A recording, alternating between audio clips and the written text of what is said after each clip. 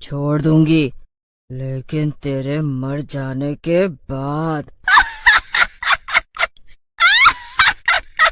भाई, जल्दी ही कुछ करना होगा। आए दिन कोई ना कोई मारा जा रहा है। भला ऐसा कैसे हो सकता है कि हर दिन किसी न किसी की मृत्यु हो रही है? हम्म। हाँ भाई, तुम ठीक कहते हो। इस तरह तो इस गांव में कोई नहीं बचेगा, हर कोई मर जाएगा। लेकिन भाई, हम कर भी क्या सकते हैं? हमें तो छोड़ो, गांव में तक किसी को भी नहीं पता कि मौतें क्यों हो रही हैं। ये तो तुम ठीक कह रहे हो। भला जब समस्या का ही पता न हो तो समाधान कैसे मिलेगा? जो भी हो भाई, डर लगने लगा है, कहीं अगला नंबर मेरा ना हो। हाँ भाई, ये डर तो मुझे भी लगने लगा है। मैं तो रात होने के बाद घर से बाहर भी नहीं निकलता। लेकिन भाई, हमें कुछ तो करना ही पड़ेगा ना। ऐसे हाथ पे हाथ रख कर तो हम सब बैठ नहीं सकते। ऐसा करते हैं कि कल मुखिया जी के पास जाके इस बारे में बातचीत करते हैं। तुम ठीक कहते हो भाई, हमें ऐसा ही करना चाहिए। तुम्हारी मौत हूँ, कैसा लगा मिलकर? बोलो। मुझे जाने दो मुझे, मुझे मत मारो। जाने क्यों दूं?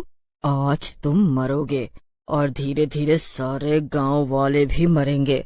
सब मरेंगे, सब। यकीन नहीं होता कल तक हमारे साथ था मेरा दोस्त। काश हम सब साथ मिलकर पहले उसको घर छोड़ते तो ये सब नहीं होता। हाँ राजू, तू ठीक कह रहा है। अब और नहीं, चल सरपंच जी से इस बारे में बात करनी ही पड़ेगी। समझ नहीं आता वो अभी तक शांत क्यों है, कुछ कर क्यों नहीं रहे। हाँ भाई, अब और नहीं, हम अभी उनके पास चलेंगे। राजू और भीमा, अच्छा हुआ तुम लोग आ गए। तुम बताओ, तुम्हारे आने का कारण? सरपंच जी, हम गांव में हो रही इन हत्याओं के बारे में बात करने ही आए हैं। कल महेश, वो आखिरी बार हमारे साथ ही था, लेकिन अपने घर नहीं पहुंचा। भला कब तक गांव वाले लोग यूं ही मरते रहे? महेश के साथ जो कुछ भी हुआ, उस घटना के बाद हम जानते हैं गांव वाले बहुत डर चुके हैं। इसीलिए हमने सोचा है कि कल से गांव के कुछ लोग मिलकर गांव की रक्षा के लिए रात भर पहरा देंगे। मैं शाम को ही एक बैठक बुलाकर गांव में ऐलान कर दूंगा। कौन है? कौन है? तुम सबकी मौत। क्यों पड़ी हो हम लोगों के पीछे? ऐसा क्या कर दिया है गांव वालों ने? भला तुम्हारा क्या बिगाड़ा है? तुम्हारे गांव के एक आदमी ने मेरी पूजा भंग करके मेरा बहुत नुकसान किया है, जिसकी कीमत तुम सब भुगतोगे। लेकिन तुम उसकी सजा हमें क्यों दे रही हो? ताकि कोई भी चुड़ैलों के काम में विघ्न डालने से पहले 100 बार सोचे।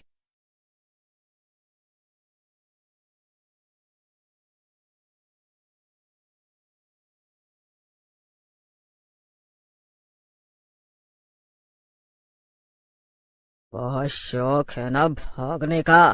अब भाग।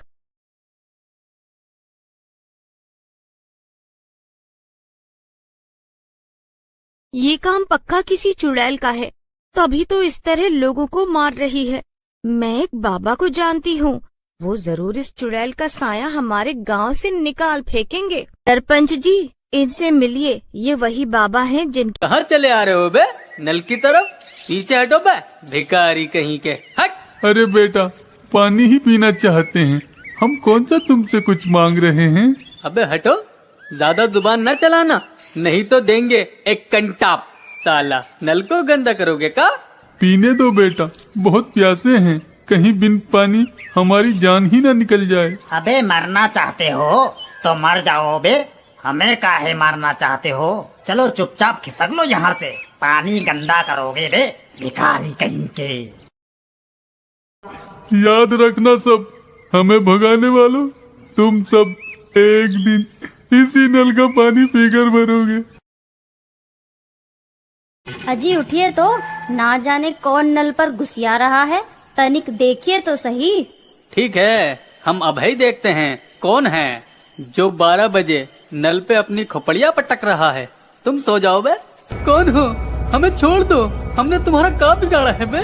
पहचाना नहीं का बे, हम वही भिखारी हैं जो तुम्हारी वजह से प्यास से तड़प तड़प के मर गए थे, मगर हम तो कब पानी पिलाएंगे बे।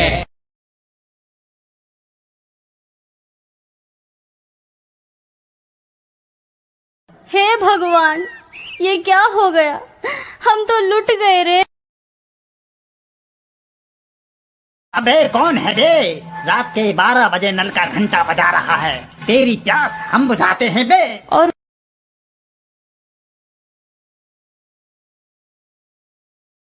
तुम कौन हो और काहे हमारी जान के दुश्मन बने हो? याद कर, एक दिन तूने ही हमें भगाया था और पानी नहीं पीने दिया था बे, मगर हम तो का पिलावत है पानी। हा हा हा हा हा, लो पियो।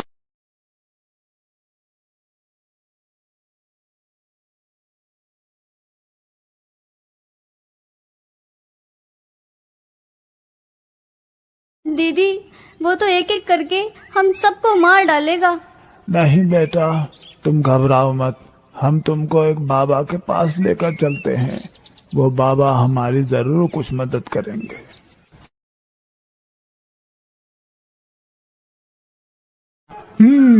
हम सब समझ गए, उन दोनों पापियों ने